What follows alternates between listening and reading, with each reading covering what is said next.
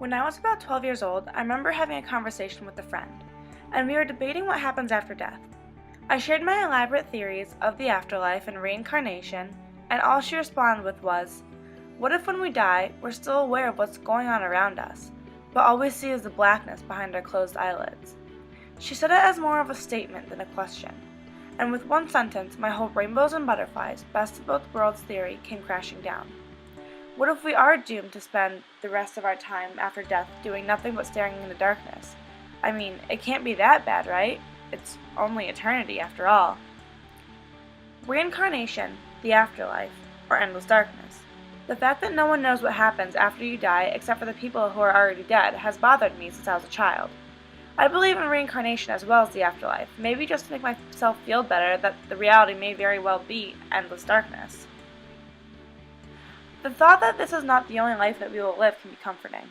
That the one mistake I make as an overdramatic 15-year-old girl today will not matter 3 lifetimes from now as the new president of Syria, spreading peace and making a mark on history.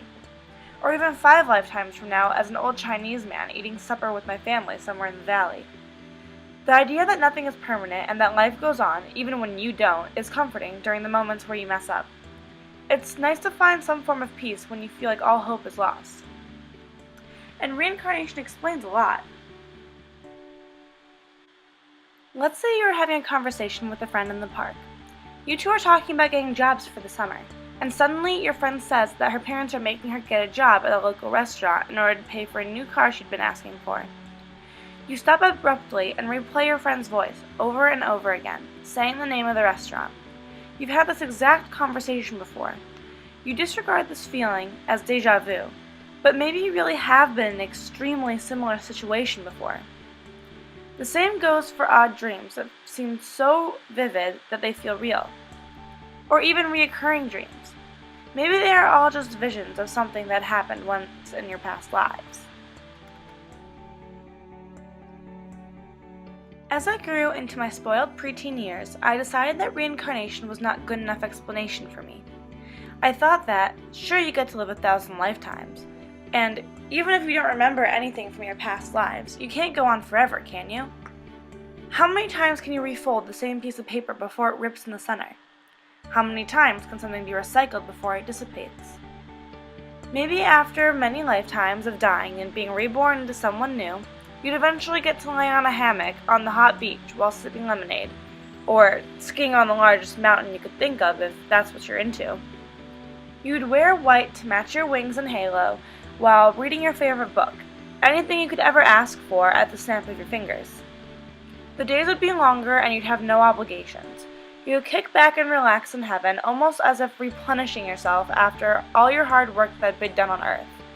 Then, whenever you're ready, you'd remember that there's a world down there that's in need of a new music movement, a president, or even the next Einstein. You could go back down to earth and spend the rest of your lifetime as, before taking another break up in heaven. And then there's the endless darkness option. No one would ever want to spend eternity staring into nothing.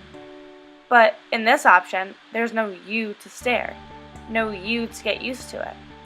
It's not a happy thought, but it's not entirely sad either. Just really hard to imagine a hard, absolute end to everything. My mother has a small gray filing cabinet in her closet. It's an old metal thing with 2 square drawers and a corner bastion, which I imagine happened during some sort of transportation process. On a summer day when I was bored and home alone, which happened often because both my parents worked long hours, I wandered into my mother's closet and thought it'd be fun to use the cabinet to play assistant. Since the indent on the top corner crushed the top drawer into the bottom one, I had to use a lot of force to nudge it open a crack. Then I had to pry my hands into the crack and shove it back as far as it would go. All I saw was a mess of files sloppily crammed together. I opened the first folder and found a piece of paper with small blue hands stamped onto it, and a picture of myself in kindergarten next to it. Looking through the rest of the folders, I found old pieces of artwork from my elementary school years, poems and letters that I wrote my mother and father when I was younger. A touching feeling settled in my heart by the fact that my parents had kept such small, seemingly unimportant treasures from my childhood. All these mementos were from so long ago.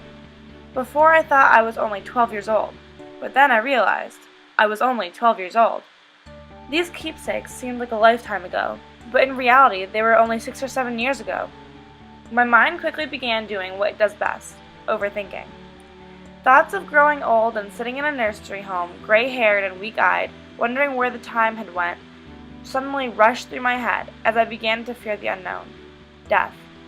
Realization of something that I had always known but never fully became aware of became clear in that moment. Life is short, and then you die.